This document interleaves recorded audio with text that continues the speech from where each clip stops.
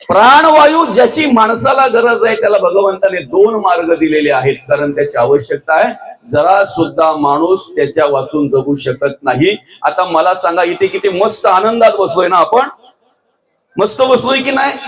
अगदी व्यवस्थितरित्या श्रवण करतोय. श्रवण करत असताना आपलं मन काम करतंय. काहींचा इथं आहे, काहींचा जिथे असेल तिथे असेल. काय माऊली, बरोबर आहे की नाही? कोण घरी जाऊन कुलपाला हात लावून येते, लावलंय की नाही? कोण घरी जाऊन गॅसच्या बटनाला हात लावून येते, बंद केलंय की चालू आहे? कोणी घरी जाऊन बाहेर काही असेल वालत घातलेलं ते सुकट टाकलेलं काही ते असो. चला ठीक आहे, हरकत नाही. आम्ही इथे बसलेलो आहे, मस्त की व्यवस्थित बसलेलो आहे. मला सांगा, काही क्रिया करायची असेल तर आम्हाला हात वारे हलवावे लागतात, पाय हलवावे लागतात, किंवा अजून XYZ जे काय असेल ते. इथे बसल्यापासून तुम्ही कितीतरी वेळा श्वास उश्वास घेतलेला आहे, चालू आहे ना? इथे बसल्यापासून आपण कितीतरी वेळा श्वास घेतला सोडला, श्वास घेतला सोडला, कितीतरी वेळा ती क्रिया चालू आहे. काय आहे का त्रास? काही त्रास आहे का? तो प्राणवायू बघा कसं कार्य करत असतो, तो देव, तो भगवंत बघा कसं कार्य करत असतो. अखंड त्याचं कार्य चालू आहे, अखंड कार्य चालू आहे त्याचं. आणि म्हणून ही पंचभूत या ठिकाणी कार्य करत असताना जो वायू आहे तो अशा प्रकारे कार्य करत असतो. जो आकाश आहे त्या आकाशाची तत्व या ठिकाणी सांगितलेले आहे, काम, क्रोध, शोक, मोह आणि भोय. अशा प्रकारे आम्हाला ते आकाश तत्व जाणायचं आहे. आता विषय काय आहे? उसनी आली पाचांची. आम्ही उसनं घेतलंय बरं का, कारण उसनं घेतलेलं परतफेड करता येते, तेवढीच केली तरी फरक पडत नाही. जेवढं घेतलंय तेवढंच परत केलं तरी फरक पडत नाही, कारण एक्स्ट्रा आमच्या बापाच्यात तयार होणार नाही. देवाने जे दिलंय तेवढं जरी परत करता आलं तरी भरपूर झालं. बाबा एक्स्ट्रा तयार करू शकतो का? आपल्याकडे शक्ती आहे का? एक्स्ट्रा देणं म्हणजे त्याला बिबरी म्हणतात. दिलत का वाल, मूग, हरभर, बिबरी? बिबरी कशासाठी देतोय आम्ही? बिबरी दिलेलं परत डबल मिळालं जाते. मामा खरं की खोटं आहे? 8 पायला दिला असेल तर 16 पायला परत नाही का? इथे आम्ही काय सांगितलेलं आहे? ऐक सज्जना मनमोहना, संपत्ती पाहता कोणाची, जाईल काया जाईल माया, उसनी आली पाचांची. पंचभूतांचं उसनं घेतलंय आम्ही. आणि म्हणून बाहेर ज्याप्रमाणे आम्ही झाडं झुडप ह्या सगळ्या गोष्टी अनुभवतोय, पाहतोय, ती पृथ्वीचं स्वरूप आहे आमच्या देहामध्ये. अस्थि, मांस, नाडी, त्वचा आणि रोम हे पृथ्वीचं स्वरूप आहे. बाहेर जे नदी, नाल्या, कूप, विहिरी आम्ही पाहतोय हे आपाचं स्वरूप आहे.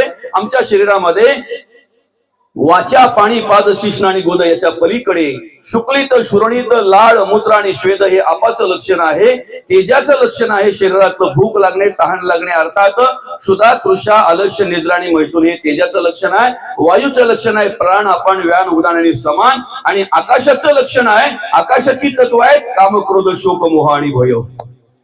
5 भूत आम्ही त्याच्याकडून उसने घेतलेली आहेत, परत करायचे. मला सांगा, ज्या वेळेला एखादा माणूस कार्य करता करता आपण बोलतो देह सोडला, आपण बोलतो देह ठेवला, म्हणजे काय झालं? जो वायू आहे की नाही तो वायू तत्वामध्ये विलीन झाला. त्याच्यानंतर त्या देहाला अग्नी दिली जाते, अग्नी तत्वामध्ये विलीन झाला. राख झाली जाते, राख सावरल्यानंतर ती पृथ्वी तत्वालाच अर्पण करतोय आम्ही. पृथ्वी तत्वामध्ये विलीन झाला, पापामध्ये विलीन झालं, आकाश आकाशामध्ये विलीन झालं. जी 5 भूत आम्ही जिथून घेतलेली आहेत ना तिथून आम्हाला परत करावीच. चकारार्थी शब्द आहे. कोणी किती जरी ठरवलं, राजा असता मृत्यू आला, लक्ष कोटी कबूल झाला, तरी सोडीना तयाला मृत्यू काही सोडता येणार नाही. आणि म्हणून सत्ययुगामध्ये सत्य कर्म आहेत. 17,28,000 वर्ष आयुष्य आहे सत्ययुगाला. कारण बोलणं सत्य, चालणं सत्य, पाहणं सत्य, करणं सत्य, वागणं सत्य, जगणं सत्य. जे पोटात तेच ओठात. बरं का मौली? आता झालंय काय? 4 युग भगवंताने निर्माण केली आणि 4 युगांना कार्य वाटून दिलं. बरं का. 17,28,000 वर्ष सत्ययुगाला आयुष्य आहे माऊली. त्या ठिकाणी त्यावेळेला असं वर्णन केलेलं आहे की माणसं लाखभर वर्ष जगायची. अहो, हजारो वर्ष तपस्या करणारे ऋषी आपण ऐकतो की नाही, वाचतो की नाही. लाखभर वर्ष माणसं जगायची. आणि त्यावेळेला साधना होती, ध्यानाला महत्व होतं. ध्यानाला महत्व होतं तेव्हा, बरं का बाबा. त्याच्यानंतर त्रेतायुगामध्ये काय झालं, 25% पाप आल्यामुळे 25% आयुष्य पण कमी करून टाकलं. एक भाकर आहे ना, त्यातली चतकोर भाकर काढून घेतली, पावन भाकर 3 चतकोर भाकर देऊन टाकली. अर्थात 12,96,000 वर्ष त्रेतायुगाला आयुष्य. त्यावेळेला होम हवन यज्ञ याग या क्रियेला महत्व होतं. या क्रिया घडल्या जायच्या, साधना ती होती.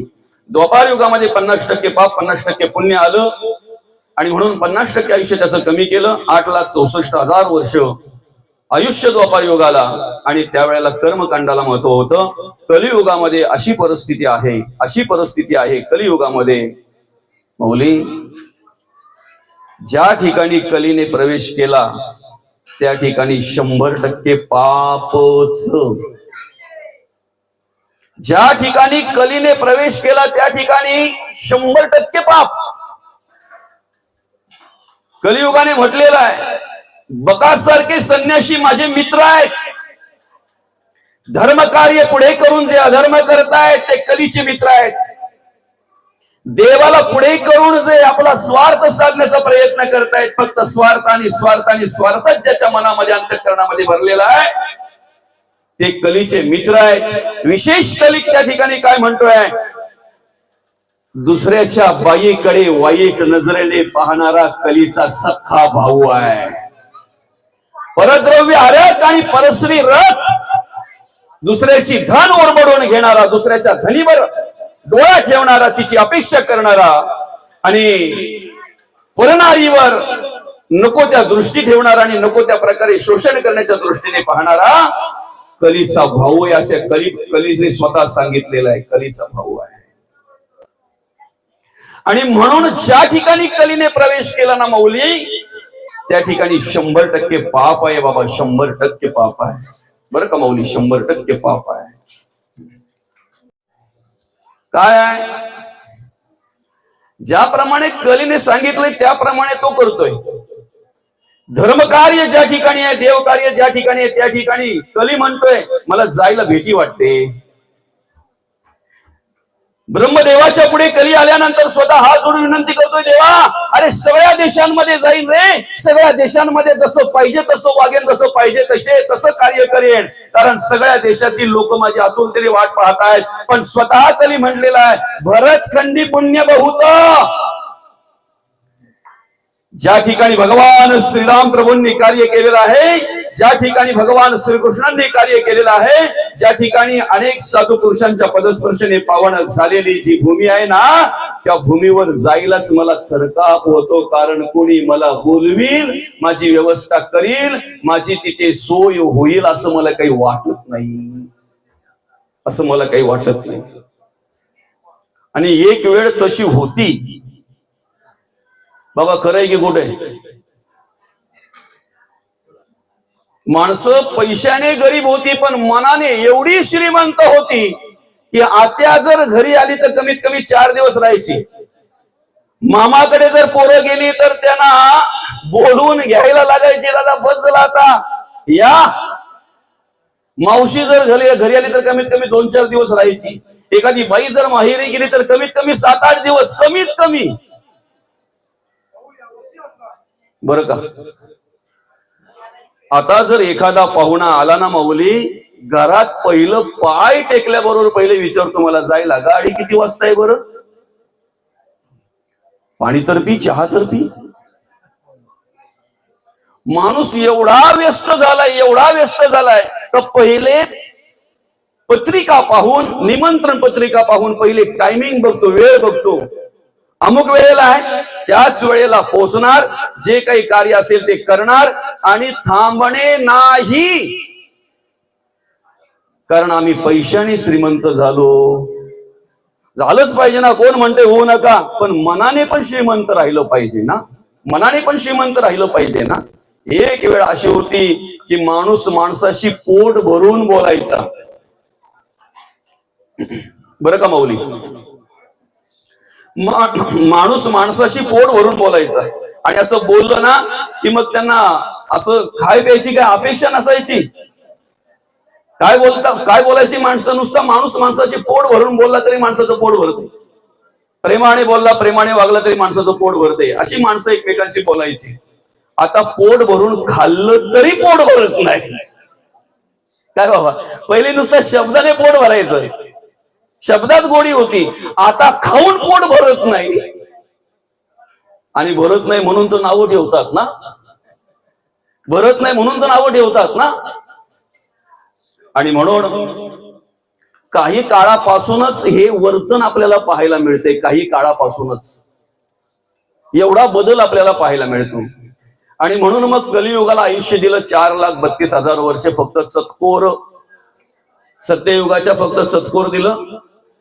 सत्ययुगामध्ये 1,00,000 वर्ष आयुष्य माणसाला होतं असं म्हणतात, त्यातला एक शून्य त्रेतायुगामध्ये काढला 10,000 झालं, त्यातला एक शून्य द्वापार युगामध्ये काढला 1000 वर्ष झालं, आणि त्यातला एक शून्य कलियुगामध्ये काढला. शतवर्षाची गणना रे तुम्ही वासुदेव वासुदेव म्हणा, शतवर्ष वय नेमिले. आणि त्यातही जर विचार केला मी तर बालपण नेणता गेले, तारुण्य वेचले विषयांकडे, वृद्धपणे नाना रोग भोगणे लोके कर्मभोग, आता भगवंताचा योग कोणी वेळी सांगाला. 100 वर्ष जर आयुष्य आम्हाला मिळालं, बालपण नेणिवेमध्ये गेलं, तारुण्य आमचं विषयांकडे वेचलं गेलं, आणि तारुण्यामध्ये विषय अधीन व्यसनाधीन नको त्या प्रकारची कर्म केल्यामुळे वृद्धपणे नाना प्रकारचे भोग भोगावे लागले. भगवंताचा योग आलाच कुठे आम्हाला, भगवंताचं कार्य करायला वेळ मिळालाच कुठे आम्हाला. आज माणसाचं जगणं वागणं जर पाहायला गेलं तर कधीतरी माणसाला डुक्कर बोललं तर डुकराला राग येतोय. आणि खरं आहे ना, माणसाला डुक्कर बोललं तर डुकराला राग येतोय, तो रागाने बोलतोय ए मी माझ्याच जागेवर आहे, मी अजून माझी जागा सोडलेली काय.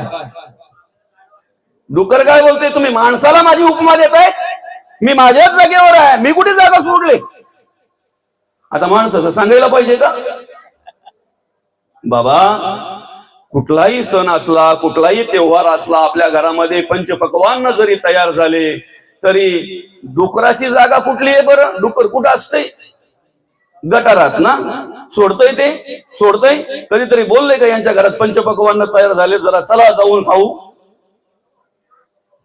किती मोठा सण असू द्या, किती मोठा उत्सव असू द्या, गटारात असलेलं डुक्कर कधीही करोड रुपयाच्या बंगल्यात जाऊन लोळत नाही, पण गटारीला करोड रुपयाचा बंगल्यावाला गटारात लोळल्याशिवाय राहत नाही. 31st करोड रुपयाच्या बंगल्यात राहणारा माणूस गटारात लोळल्याशिवाय राहत नाही. आणि असा माणूस जेव्हा गटारात पडतोय ना, तेव्हा डुकर विचार करते, तुमचं आगमन आमच्यामध्ये कधी झालं बरं, तुमची एंट्री कधी झाली बरं आमच्यामध्ये. निवांत बसावं माणसाने, आणि माणसाने स्वतःला स्वतःच्या मनाला विचारावं, माणूस म्हणून मी जगतोय का, माणूस म्हणून मी वागतोय का. कोणाकोणाची कर्म करतोय माणूस, कोणाकोणाची कर्म करतोय बरं का. खर तर काही वेळेला माऊली असं पाहायला मिळते की प्राणी पक्षीही असे कर्म करू शकत नाहीत. एखाद्या कुत्र्याला जर जीव लावला ना, तर तो कुत्रा मनापासून त्या धन्यावर प्रेम करत असतो, त्या मालकावर प्रेम करत असतो, त्या घराची राखण मनापासून करत असतो बरं का. पण काही माणसं आम्हाला अशी पाहायला मिळतात, दादा जरा काही एखाद्याने त्यांच्या हातात थोडंफार काही दिलं की आपण समजायचं ज्याने दिलं त्याला बर्बाद केला समजा.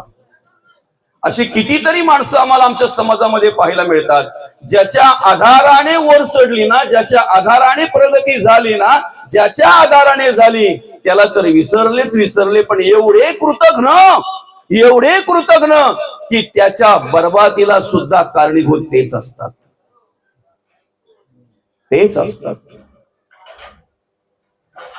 निवांत बसा आणि कधीतरी आपल्या मनाला आपण विचारा, मला पाप आवडते की पुण्य. म्हणून संत म्हणतात माणसाने देवासारखं वागावं, देवासारखं राहावं, देव म्हणून कार्य करावं. पण देव होताच नाही आलं ना, तर कमीत कमी माणूस म्हणून जगण्याचा जरी प्रयत्न केला, माणूस म्हणून जरी वागण्याचा प्रयत्न केला, ज्या दिवशी आम्ही माणूस म्हणून कार्य करू ना, त्या दिवशी तुकोबांना अभिप्रेत असलेली भक्ती आमच्याकडून घडल्याशिवाय राहणार नाही, मौलींना अभिप्रेत असलेली परमार्थ आमच्याकडून घडल्याशिवाय राहणार नाही. फक्त माणूस म्हणून तरी जगता आलं पाहिजे. एका शेतकऱ्याने आपल्या शेतावर माती वगैरे वाहायची म्हणून गाढव पाळलं आणि शेताची राखण करायची, घराची राखण करायची म्हणून एक कुत्रा पाळला. बरं का? आता दोघांमध्ये फरक काय? गाढवाने राब राब राबावं, दिवसभर काम करावं आणि एकदा कामातून मोकळं केलं की त्याने जाऊन काहीतरी असेल ते चारा खावा, नाही का? चारा खाऊन झालं की येऊन बसावं निवांत.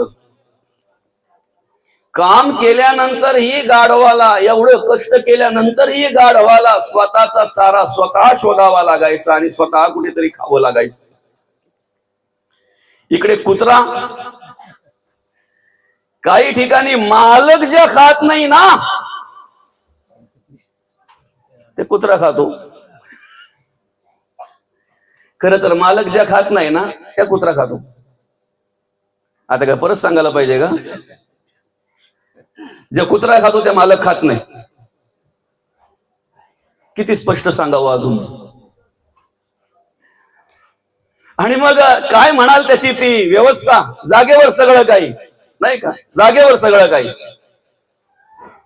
आणि काय झालं, त्या मालकाला काही कार्यक्रमानिमित्त बाहेर जावं लागल्यामुळे 1-2-4 दिवस त्या कुत्र्याची आबळ झाली. असं झालं की त्याला शेळोपाक खायला मिळालं, वेळेवर नाही, थोडा वेळे अभावी, थोडा कधीतरी दुपारचं संध्याकाळच्या वेळेला, असं ते त्याला थोडीशी आबळ झाली 2-4 दिवस. रागावलं, ते रागावलं आणि त्या गाढवाला बोलायला लागलं. काय मालक आहे म्हणे, काय माणूस आहे का? माझी काय परिस्थिती चालू आहे बघ. ते गाढव बोलते, अरे 2-4 दिवस तुझी आबल आहे, माझी तर आयुष्याची आबलच आहे, माझी तर आयुष्यभर आबलच आहे. आणि त्यांचं असं संभाषण चालू असताना रात्रीची वेळ आहे, मध्यरात्र झालेली आहे आणि रात्रीचे जवळजवळ 2च्या सुमारास, कारण 4 प्रहर आहेत, रात्रीचे प्रहर 4, 8 ते 10, 10 ते 12, 12 ते 3 आणि 3 ते 6. 8 ते 10 जेवणारे जागे असतात, 10 ते 12 भोग घेणारे जागे असतात, 12 ते 1, 12 ते 3 चोर लोक जागे असतात आणि 3 ते 6 ज्यांना आपलं हित साधायचं आहे ना, ते ब्रह्ममुहूर्तावर उठून, त्याला ब्रह्ममुहूर्त म्हटलं जाते बरं का, अगदी सगळं आपलं आवरण्याचं काम करत असतात बरं का. आणि साधारणतः 2 वाजले असतील त्यावेळेला चोर आले. चोर आल्यानंतर तो गाढव बोलायला लागलं कुत्र्याला, दादा अरे ओरड रे, आपल्या मालकाला जाग कर आपल्या मालकाला, बरं का. ते बोलते, बोल येड लागला काय, इथं 4-5 दिवस शिळपाक खातोय आणि वेळ येला नाही आणि काय आबल चाललोय माझ्या ना. तू बोलते ओरड, जमणार एखादे? अरे दादा ओरड, तुझी मजा आहे, तुला जागेवर तरी मिळतंय, मला कुठे कुठे भटकावं लागतंय, माझं पोट भरण्यासाठी मला काय काय करावं लागतंय, तू माझ्या मानेने तुझी कितीतरी मजा आहे, ओरड तू. नाही ओरडत. चोर जवळ आले, आता दरवाजा जवळ येणार, दरवाजा तोडणार, तेवढ्यात शेवटी कुत्रा ओरडतच नाही म्हणून गाढवाने ओरडायला सुरुवात केली. आता काय झालं असेल बरं? गाढवाने ओरडायला सुरुवात केली आणि गाढ निवांत झोपलेला तो मालक, त्याला साखर झोप म्हणतात, पहाटेची झोप म्हणजे साखर झोप, नाही का. त्यावेळेला जर कोणी आपल्याला व्यत्यय आणला तर, त्यावेळेला जर कोणाला काही उठवण्याचा प्रयत्न केला तर, आणि मग तो मालक विचार करायला लागला, एकतर अख्खा दिवस शेतामध्ये काम करून थकलोय, मस्त निवांत झोपलो होतो आणि ह्या गाढवाला काय झालं काय माहिती, कुशाल पहाटेच्या वेळा ओरडायला लागलाय. म्हणून तो मालक तिथून उतरतानाच एक मोठा दांडू घेऊनच खाली उतरला. त्या गाढवाच्या ओरडण्याने चोर पळून गेले. मालकाला काही माहिती नाहीये गाढव कशासाठी ओरडता येते, पण ते ओरडून माझी झोप मोड केली म्हणून खाली उतरल्याबरोबर 2 रट्टे तर गाढवाच्या टाकले. गाढवाच्या 2 रट्टे टाकल्या बरोबर कुत्र गाढवाकडे बघून बोलायला लागलं, करशील माझं काम, माझं काम करशील. आता ही गोष्ट ऐकून आम्ही विचार केला पाहिजे का नुसतं कुत्र्याचं काम गाढवाने केलं, त्या गाढवाला 2 रट्टे पडले. पुढचं पण सांगायला पाहिजे का? माणूस कोणाकोणाची कामं करतोय बरं? माणूस कोणाकोणाची कामं करतोय आणि किती रट्टे पडतील बरं? किती रट्टे पडतील हे आम्ही नेहमी ऐकतो. परिवर्तन काय? गरुड पुराण म्हणजे त्याचे खाणच आहे ना. गरुड पुराण म्हणजे त्याचे खाणच आहे ना. परिवर्तन काय आहे? 13वे झाले का झटकून सुटायचं आपलं सगळं, बस तुमचं तुम्हाला लखलं आहे ते आहे आपलं. येर माझ्या मागल्या ताकण्या चांगल्या. कुठल्या कर्माला काय गती आहे, कुठल्या कर्माला काय गती आहे, कुठल्या कर्मामुळे तुम्हाला पुढे कुठली योनी ठेवलेली आहे, त्या योनीतून मुक्त होण्यासाठी काय केलं पाहिजे, काय नियोजन केलं पाहिजे, काय उपाययोजना केली पाहिजे. आणि आम्हाला हे सगळं ऐकत असताना बांधायला खूप आवडतंय. तुकोबांनी आम्हाला मुक्त केलंय ना, तुकोबांनी मुक्त केलंय की नाही? पण आम्हाला बद्ध अवस्थेत राहायला खूप आवडतंय, गुलाम व्हायला खूप आवडतंय. सोपा शब्द एकदम. जगद्गुरु तुकोबांनी आम्हाला गुलामीतून मुक्त केलंय, आम्हाला गुलाम व्हायला आवडतंय. त्याच्यावर अनेक उपाययोजना सांगितलेल्या आहेत, अनेक प्रकारच्या क्रिया सांगितलेल्या आहेत. ते आम्ही लक्षपूर्वक ऐकत असतो. आमचा माणूस जर साप चावून मेला असेल तर मग त्याच्या गतीसाठी, चांगल्या गतीसाठी आम्ही काय करावं?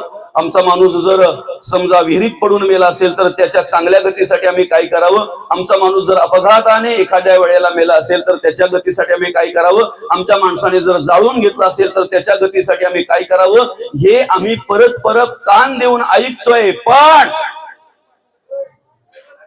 त्याच अध्यायांमध्ये, त्याच पुराणांमध्ये, त्याच ग्रंथांमध्ये असंही सांगितलेलं आहे की जो वैष्णव आहे आणि जो शैव आहे त्याला या बाकीच्या भानगडीत पडायची गरजच नाही. फक्त भगवंताचं नामस्मरण करा, त्याच्यातच तुमचा उद्धार आहे. आणि म्हणून कलियुगामध्ये कलियुगी उद्धार हरीच्या नामे हे साधन आहे, साधन आहे.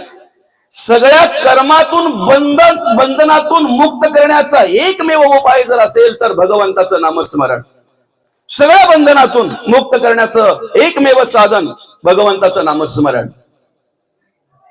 आणि म्हणून गीतेतील 8व्या अध्यायामध्ये भगवंत आम्हाला ओळख करून देतात, जाणीव करून देतात. यम यम वापी स्मरण भावम तेजत्यंते कलेवरम तम तमेवेंते कोणते सदा तद्भाव भावितः. त्याच्यावर भाष्य करत असताना माऊली म्हणतात, तेवी जितेनी अवसरे जे आवडून जीवी उरे, ते मरणाची मेरे फारो लागे. आणि मरणी जया जे आठवे तो त्याची गती ते पावे, म्हणून सदा स्मरावे मातेची तो. आम्ही अखंड भगवंताचं नामस्मरण का केलं पाहिजे? जे मरणाच्या वेळेला आम्हाला आठवतंय त्यालाच जर आम्ही, त्याच गतीला जर आम्ही प्राप्त होत असू ना, तर आम्ही अखंड भगवंताचं नामस्मरण केलं पाहिजे. म्हणजे परीक्षेची चिंता आम्हाला नसेल, पास होण्याची. अभ्यास केलेला असेल ना, बरं का? आणि म्हणून मग या ठिकाणी आम्हाला काय केलं पाहिजे? जगता वागताना जेवढं स्वतंत्र आणि मोकळं होऊन जगता येईल ना तेवढं चांगलं आहे. सांगू का माऊली? परमार्थ करत असताना जेवढी तुम्ही मोठेपणा घ्याल ना तेवढा व्याप आहे. भक्ताने भक्त होऊनच राहता आलं पाहिजे. देव होण्याचा प्रयत्न केला का विषय संपला, बाजार आटोपला. काय चालू आहे आता सध्या सोशल मीडियाला, बातम्यांना? सगळे चॅनेलच एकाच महाराजांनी येऊन टाकले. बरं किती दिवसापासून खुरापती काढायला घेतल्यात, अजून निघत नाहीत, म्हणजे संपत नाहीत. निघत नाहीत म्हणजे संपत नाहीत. आम्हाला काय होतंय माहितीये का? कावला बसायला, फांदी मोडायला वेळ एक आली का तिथं झुंबड झाली समजा, सगळे तुटून पडतात. हो, माऊलींनी निर्जीव भिंत चालवली, हे चांगदेवासाठी करावं लागलं. चमत्कार नाही, पण आम्ही जर चमत्कार म्हणून त्याच्याकडे पाहत असू तर दुर्दैव हे आहे की ज्यांनी अजून ज्ञानेश्वरीला स्पर्श केला नाही ना, ते त्या भिंतीचं दर्शन घेण्यात पुण्य मानतात. काय समजतंय का? आम्ही ज्ञानेश्वरी ग्रंथाला स्पर्श करून मग भिंतीचं दर्शन घ्यायला जावं, की ज्ञानेश्वरीला अजून आम्ही हात लावला नाही, हरिपाठाला हात लावला नाही, माऊली काय ते माहित नाही, फक्त चमत्कार पाहून ती भिंत गेलो का पहिले ते शोधतो, भिंत कुठे आहे बरं? पहिले ज्ञानेश्वरी शोधा, माऊलींना शोधा, माऊलींना बघा, माऊलींचा अभ्यास करा. रेड्याच्या मुखातून वेद गायले, गाऊन घेतले भगवंताने, त्या माऊलींनी, संतांनी, द्विजांचा गर्वहरण करण्यासाठी, गर्वहरण करण्यासाठी. त्या रेडोबांचं, त्या रेडे महाराजांचं दर्शन आम्ही घेतलं पाहिजे, त्यांच्या समाधीचं. पण त्याच्या आधी आम्ही अमृतानुभव अनुभवलाय का? चांगदेव